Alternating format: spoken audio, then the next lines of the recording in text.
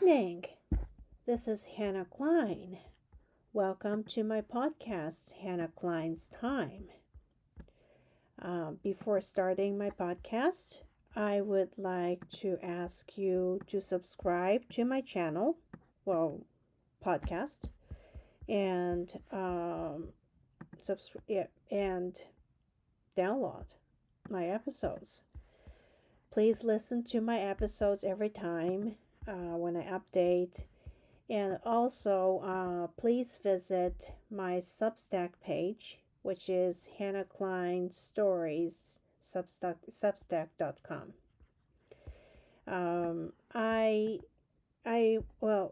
Please, please subscribe to it because I'm going to update the newsletters frequently. Especially those who are interested in politics. I would be happy to discuss with those people, like when the time allows. But anyway, it was yesterday, and I was not surprised. But it was quite surprising for many people when you saw the post on X. Mrs. Abe, Mrs. Akie Abe visited Moscow, Russia. And I wrote, it was not in response to her exactly a post, but I'm not opposing Mrs. Akie Abe, but it may not be her intention, and I'm not sure how much she is telling the truth about certain things. And I do not want to put put her in danger in the first place. So, and also she is not a political figure. So I do not basically believe that she should be attacked by someone. And that's something that maybe somebody thought. Maybe not me, but I mean, I'm talking about this, but I would say that she's not a politician, but there needs somebody who just needs to just bow a little to Putin, and like Lula was invited to Moscow, for example, on May 9th. There are various reasons and complicated situation, and it's not fair to blame Mrs. Akie Abe. So I don't have any judgment in the first place. So I would just wrote, that's true to her post, which was, I'm not sure how many people are interested in this, but I should probably read this out. She was very, I guess, reluctant to probably talk about this matter. Because she made good wishes, which is true. I pray for peace.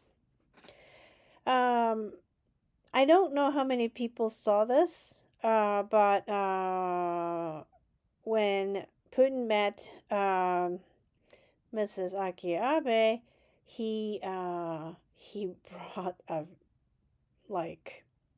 bouquet, like as always, and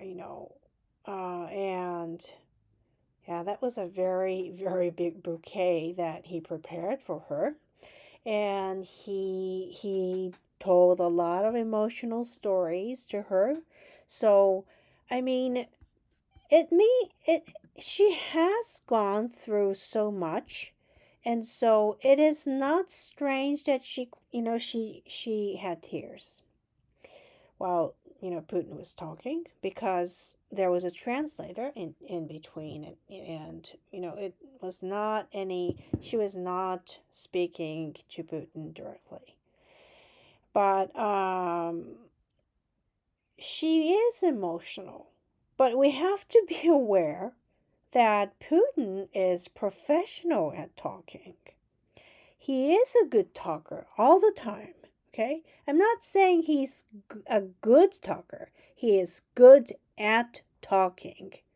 Please do not forget the fact that he was a KGB officer. It doesn't mean that he looks like a police. He's a spy. Okay? He's a professional spy. And he is very good at deceiving people. And it's not just him, it's Russia all the time. Russia cannot be trusted. And do you know who do you remember who said this? This is Jacob Schiff, who funded Russo-Japan War when Japan did not have any industry. He said, Russia, well, he doesn't trust Russia, basically. Japan had a war, like Russo-Japan War. Actually, what Mrs. Akie Abe said, well, this is exactly what she said. Not exactly, but this is a translation. I met with President Putin at the Kremlin in Moscow. I mean, this is truth, okay? She cannot be blamed for being there. I'm sure there are various opinions, but I don't want to waste the trust that my husband has built with President Putin through 27 summit meetings. Well, Prime Minister Abe had a lot of efforts in speaking with Russia. And it's not necessarily something to be friendly all the time. Well, Prime Minister Abe was from a professional politician's family. I don't know how many people are aware of this, but Prime Minister Kishi served for CIA after the war, a certain time. So, I mean, I'm not saying Prime Minister Abe is a spy, but he has been very, well, I have to say, very, very professional at politics. Like, as a politician. He's a career politician. His father, okay, that was like, I just probably have to say impossible to trace, impossible whatever. Okay. I mean, the whole three generation, and I'm sorry that Prime Minister Abe doesn't have probably his son or a child. But anyway, it doesn't really matter whether, Prime Minister Abe had his child ultimately. But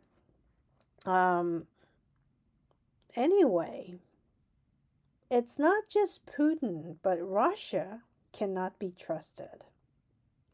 It's because Russia, and it's okay. We should not be angry. We should not be emotional in the first place. But we have to analyze what's going to happen. And I do not have any good feelings of what's going to happen, because, I have discussed this with, well, Google doesn't like this, right? But I have discussed this with Rabbi Levine. Russia could attack Japan at any moment. It's not difficult for them. They could use North Korea this time. It's very dangerous. It's a very, very dangerous situation. And this time, North Korean soldiers are trained by Russians. So, I mean, people say that, see, Mrs. Abe did not say, well, did not exactly mention anything as a conclusion, but she is just praying for the peace, which is not wrong. I mean, she's praying for the peace for Japan. So, I mean, well, like, like on posts on X, people get bullied and just people get into trouble. Well, I would say one ultimate option that Japan would have with Russia is the culture exchange. And, well, she mentioned, I hope that cultural exchanges with neighboring Russia will continue. I'm not sure how much cautious. Well, I have to say that I'm not sure. Well, I can read the context of her post, but I'm not sure about what she was thinking, what she had in mind exactly. Uh, well, she's talking about her husband, and she's praying for the peace. I mean, we cannot blame Mrs. Abe, but culture exchange. Do you remember who said that? Actually, that was this professional liar who was the ambassador of Russia to Japan called Galuzin. See, when I saw Twitter at the time, people were angry at him, like whatever, just, like all these, I have to say, humiliating words that just comes out of people's mouth. It doesn't actually matter. What matters is what he's doing. And, well, he brought a total lie to the Ministry of Foreign Affairs, and there's a professional video analyst in Japan, but he said, well, we're doing this, but we're being bluffed. I'm not on the side of whatever. I don't, well, but Ukraine was not lying. Okay, Ukraine was attacked. I mean, it was attacked. Well, Ukraine was attacked. Like in short words. Okay, it's a precise expression. And this is the same as October 7th. See, Al Jazeera created a very humiliating, it's not a humiliation, but they created a lie and tried to say, well, IDF failed to protect the civilians, well, Israeli civilians, they mean, and they attacked themselves. Well, we know who attacked Israelis. That was actually not just Hamas, but 60,000 Gazans. Okay? Ukraine, actually, there were, I have to say, rooting, raping, women, kidnapping happened. And I'm not sure where the children are, how the children are treated, but it's very, I have to say that who is to blame well, it's not a problem anymore at this point. Um, it's it's a realistic problem. What's going to happen in the future? Okay, as China is a threat to Japan, and well, as Colonel John Spencer says, well, people, well, a nation cannot win by manpower only, which is true. And the problem of Taiwan is not just Taiwan, but it's the southern part of Japan. And when China attacks Taiwan, what's going to happen to the north? Okay, we have to look at Israel. Israel stands because Israel defends itself. Israel has defense capabilities, and Israeli people don't run away. I don't understand all the watermelon population. Those people think that they're anti-war people, peace protesters. They're not peaceful protesters. Well, look at what kind of posters did they make? Well, I mean, I showed like the protest scene to some people, and they start giggling, at the poster of Foreign Minister Sarr when he came to Japan, which is a joke. Okay, and I don't know, but this protest against Israel, this was imported by just certain people, immoral population, and we know who they are, but I will not say this out loud, but they are Islamist supporters. Okay? They're Islamist supporters living in Japan. And I don't know why Japanese government does not deport them. There is no reason why they have to be in Japan, or they can be in Japan, just because they are visa holders, or ultimately the nationality can be revoked. Okay? They can just go back to their country anytime. But a lot of people, well, the news media are very good at making up stories.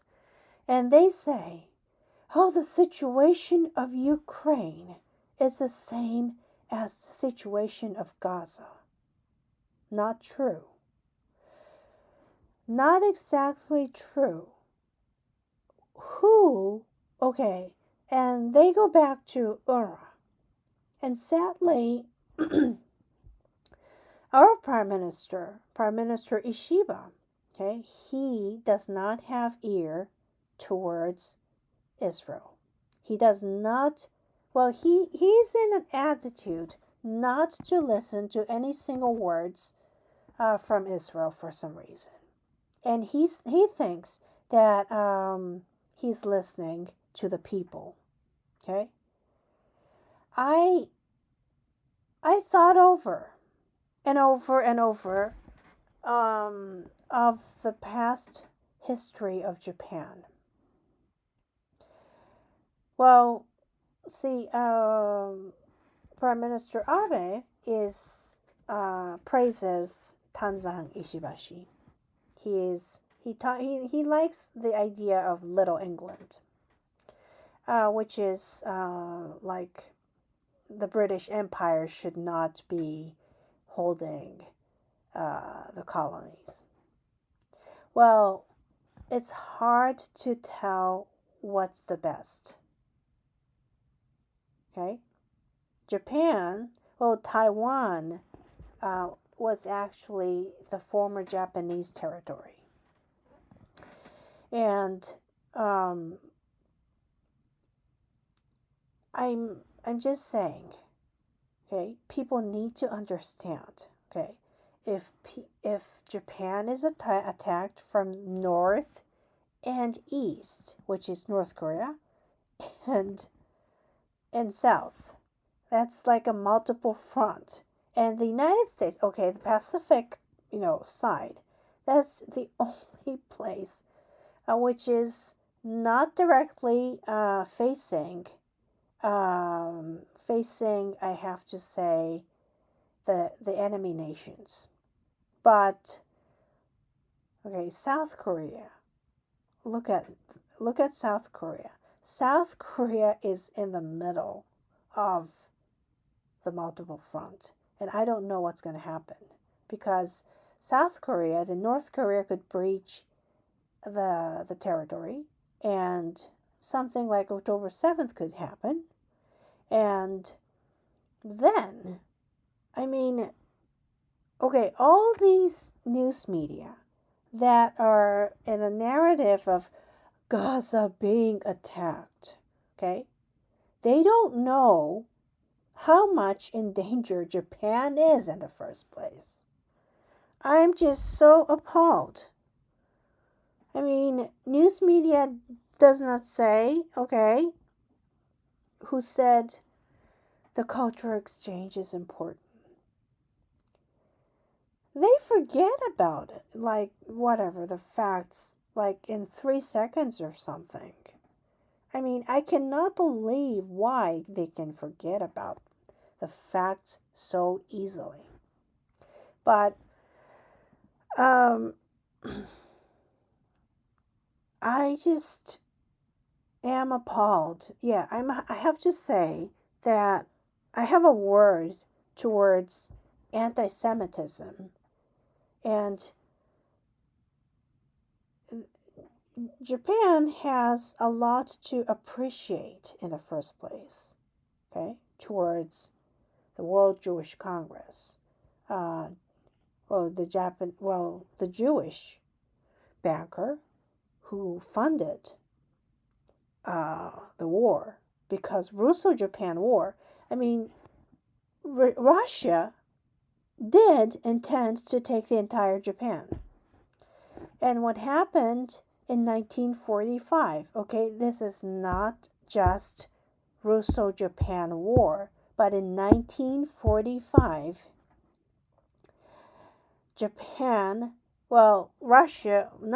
Soviet Union attacked Japan after breaking treaty, because they knew that Japan would declare, I have to say, that they are defeated by the United States. But what Soviet Union did, was to break treaties and invade Japan. And that was a very great moment for them. See, this is not something that was surprising. But you know what? Before they invaded, my grandmother knew about it. Everybody knew about it because, for reasons, okay? It was terrible. It was horrific. Japanese women were raped. There were rootings. I just hope, okay, that's not Soviet Union is not a victorious nation. That's a horrible nation. That was. And Gorbachev, 1990. Well, he started to say for some reason that, I think that he was rather good in diplomacy, politics. I would say that he was very good as a person. Well, he started to say that he would like to open negotiation diplomatically with Japan. Well, which was to open diplomatic relationship with Japan openly. So, and Putin, yeah, by the way, the news media, like if you watch online news, some news says, like, for example, Putin thinks that he's going to lose. No, he's not thinking of such a thing. Look at him. What he says, what he's doing, he does not think that he's losing. And in reality, the economy of Moscow is flourishing because China is funding them. I mean, I do not like the situation of China being funded.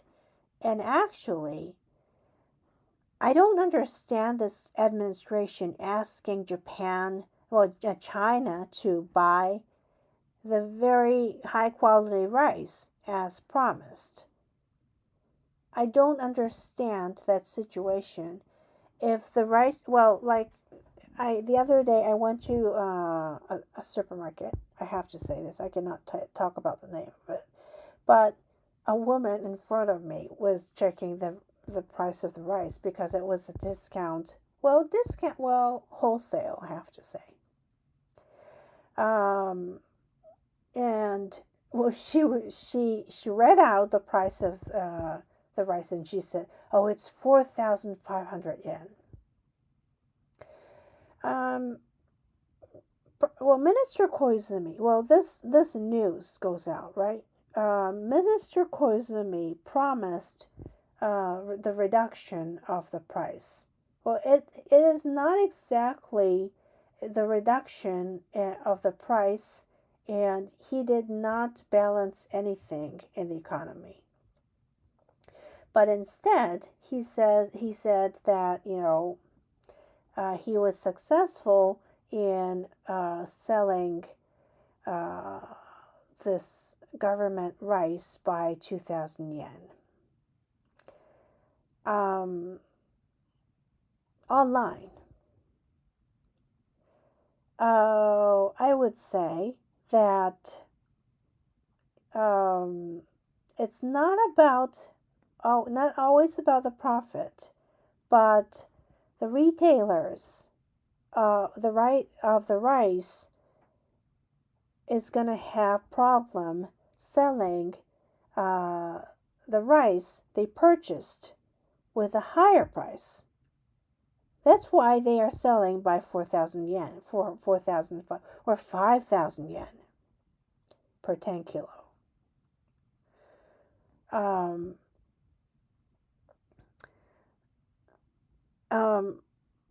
And so is the government going to maybe subsidize or fund them at some point so that the price goes down? Well, if the government keeps doing it, there's no improvement in the economy. And this inflation is going so bad, appalling. And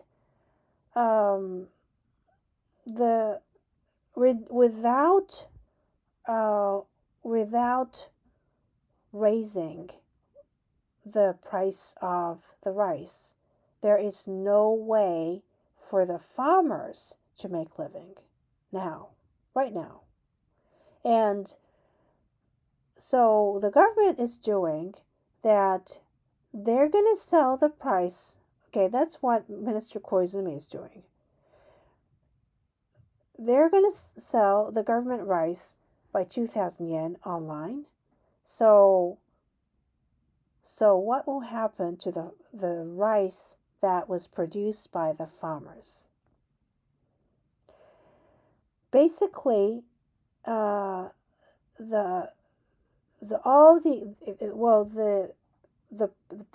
profit, or I have to say the sales of the rice by the farmers will just go away with all the costs that they pay to raise rice. And rice is a staple for the Japanese. And the Japanese rice tastes very good because it's very high in quality and it takes time to develop, and um, it's not a reduction of the price contest here, right?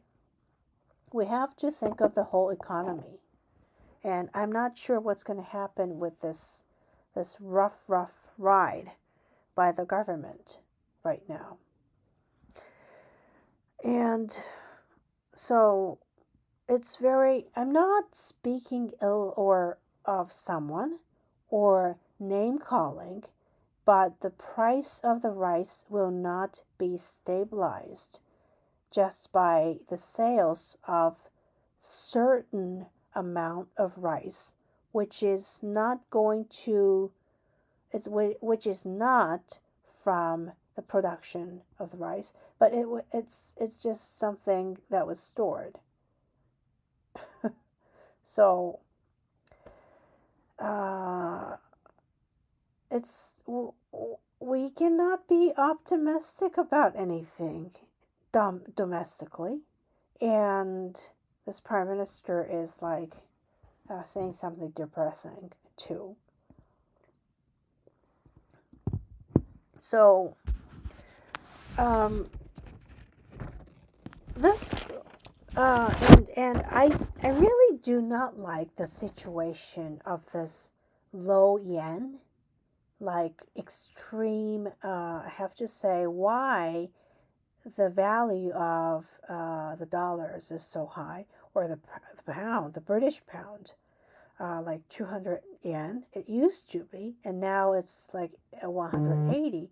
But still, the average pound was, I felt that 150 was high, but it's terrible now. It's 180. And please think of like the subscription cost. Okay, this prime minister is not thinking of anything. And also, I have to say this, 140 is like, oh my God, situation. Like 100 yen per $1.40. $1 is 140 yen. When the economy was very like booming in Japan, it used to be 80 yen or 83 yen. $1 was 80 yen. I mean, there was that time, and during Obama administration, a dollar became 90. And I'm not saying that it has to be low, but this 150 yen or 140 yen is not a very naturally healthy situation. The economy has to be balanced, really, the world economy. And I don't think that defending the nation's industry is wrong. But at the same time, there has to be, I guess that we have to have a strong economic bloc in among the free nations, okay, in open Indo-Pacific, for example. Like among the open Indo-Pacific nations, we have to have a strong economic bloc so that we can block out China, Russia, North Korea, basically, and Iran. Iran is getting funds from China, obviously. Like, they are getting, like, China is pouring money into Iran because China has coals, but they don't have oil. And they buy oil from Iran. That's what they are doing right now. And who is funding, by the way, Hamas? Who Who told who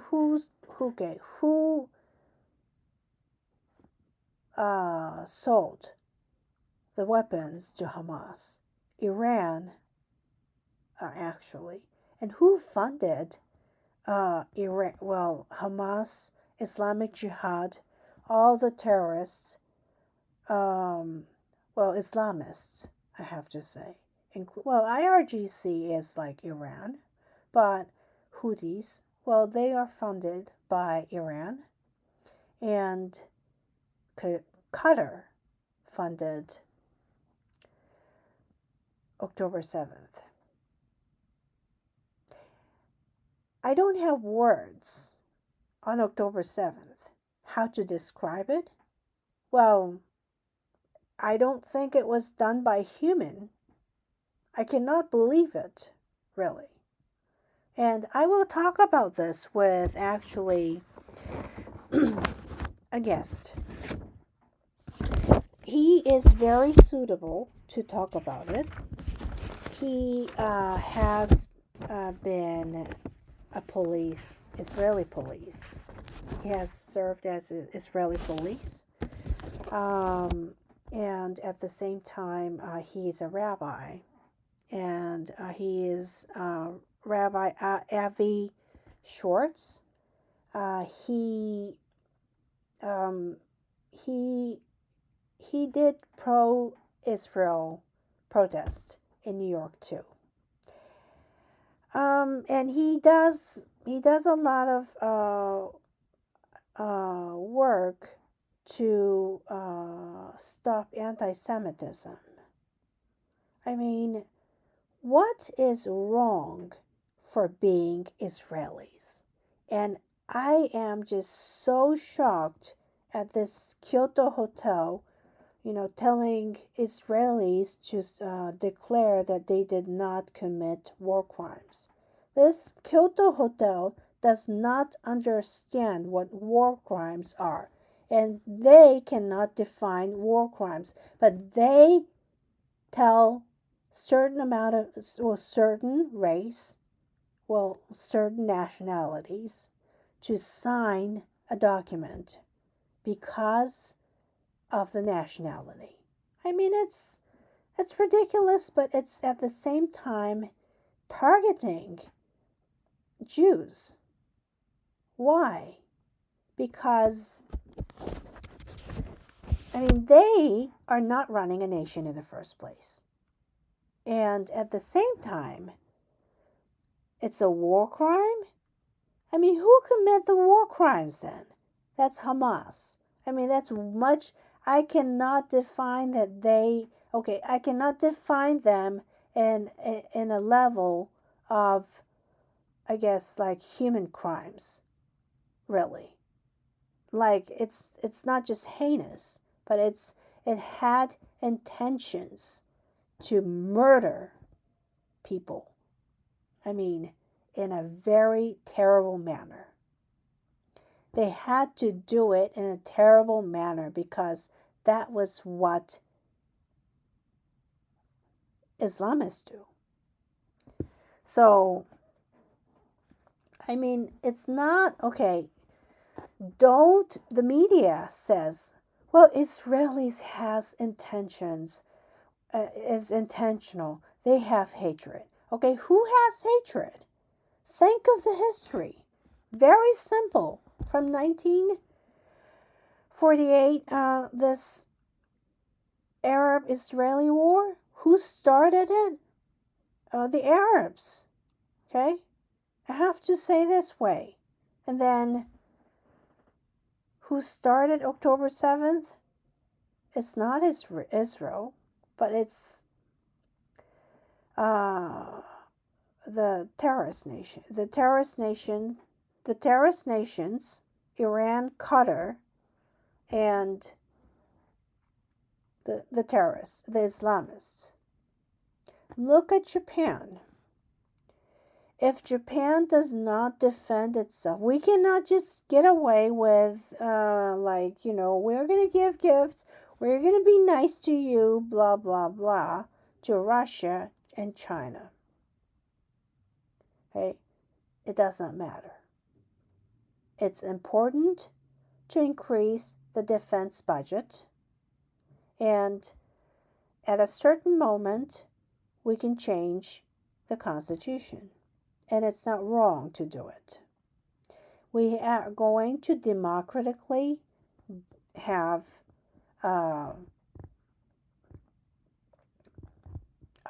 we are going to democratically decide whether to change the Constitution or not.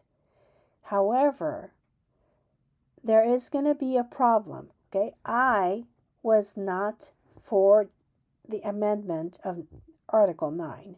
However, now the situation changed. I'm for the amendment of Article 9. But I'm not going to say during this administration. This administration is supposed to focus on increasing the budget for the defense. And at the same time, this administration, I don't care how far this administration goes, because this administration does not have intention to resign for some reason. I don't know why. And I actually expected a female prime minister. I really expected that way. I mean, I was like, when I saw her lose, I just felt that well, this is so irrelevant. Whatever. Just everything became very irrelevant to me. Okay? Japan cannot even elect a female prime minister. It was a total deceit that the inside the same party did against her.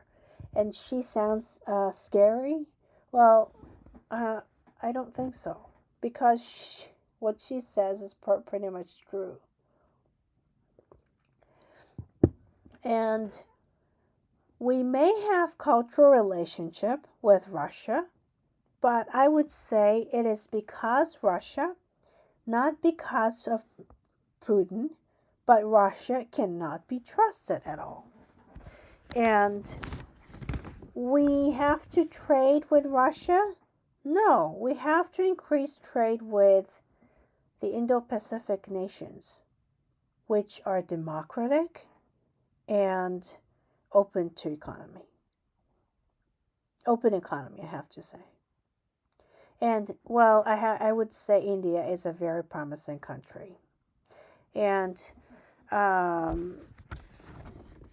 Nippon Steel is going to have a very large factory and in India, and which, I believe it's going to be a really, really big success for Nippon Steel on that. So, yeah, it's a complete production process that Nippon Steel built in India. And India is not going to be stolen by the Japanese corporations. Like, the nation doesn't have to worry about it. It's a really, really, I guess, similar to Japanese culture in a sense. The worldview. Well, it's a very different nation. Well, it's a different religion. Hindu is a different nation. Religion. However, Buddhism came from India. And interestingly, there are a lot of Jewish, who are saved in India, like Iraqi Jews who fled to India, were saved by the Indian government a long time ago. Not just the current administration, but yeah,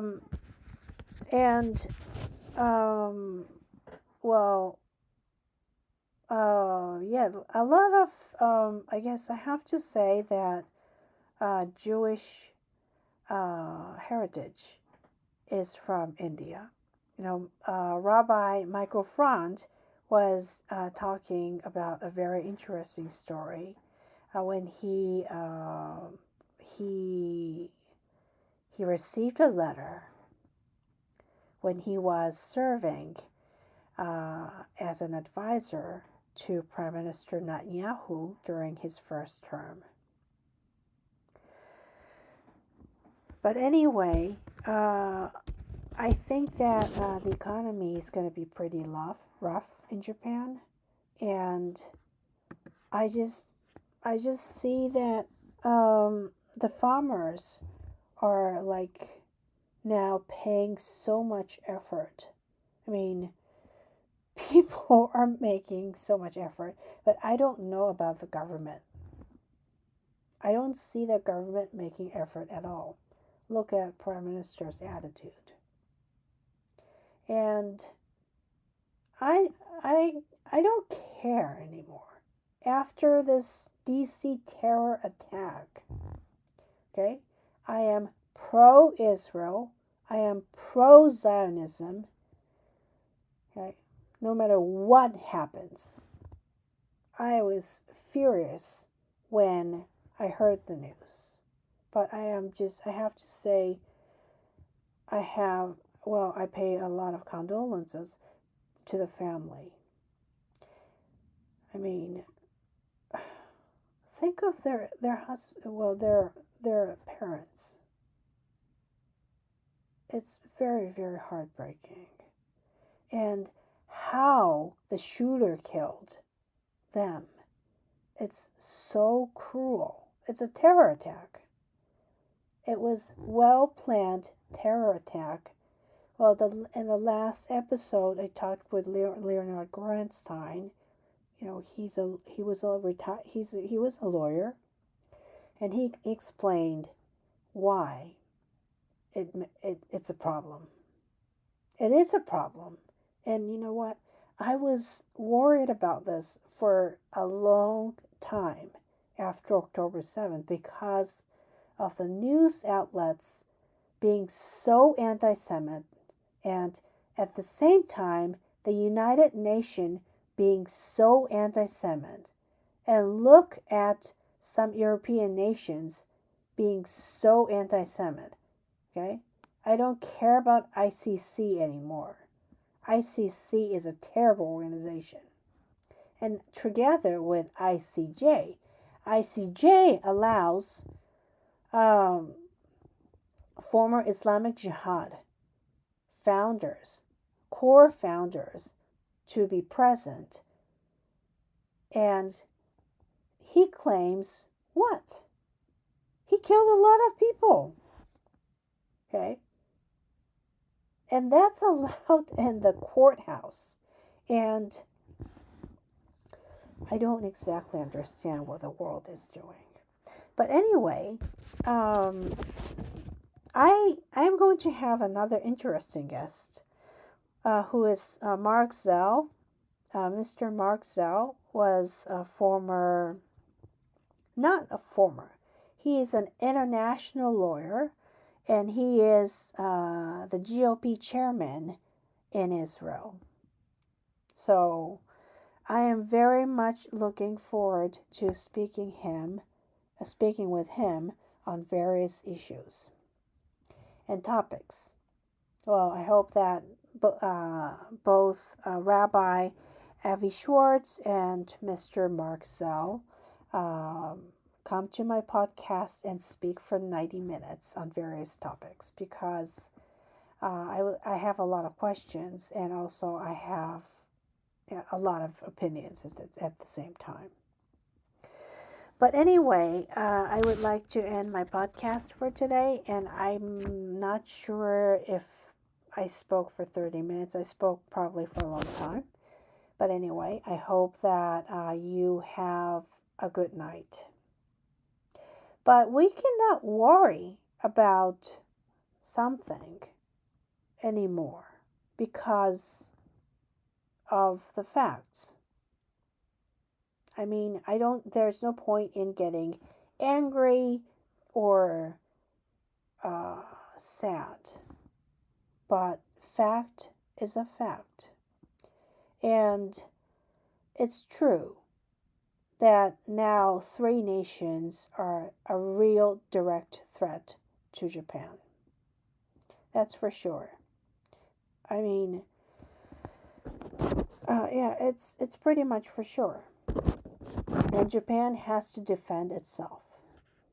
And the matter of Taiwan is the matter of Japan is true because the southern part of Japan is going to be invaded by China. And we cannot ask the United States to defend Japan. Japan is an independent nation. I mean, United States is a great ally. The U.S.-Japan alliance, that is something Prime Minister Kishi brought. And so we have to show that we are an ally of the United States. And that is to defend itself. Well, show how much we can defend the nation. And the United States is, of course, going to cooperate with the Japanese military. Well, self-defense force now. But it's somehow going to have to be defined as a military to protect the service members from the trials that the enemy nation is going to hold, because they may execute very easily. Yeah, please think about this. I'm not saying just to be a great nation like before. I'm not talking about that. But the service members may have to go under terrible trials that China, Russia, and North Korea comes up. They can do anything and try as whatever they want. So I would say that the service members have to be protected as being defined as a defense military in the future. And that's why that's one of the main reasons I support the amendment of Article 9 right now. So anyway, I have to say good night. And in Israel, it's Shabbat. And there's going to be a holiday. And so I hope that you have, I hope that Israeli people have a good Shabbat, the holiday. I will be podcasting more. And also, I have to say good morning and have a good day to my East Coast friends. Anyway, good night.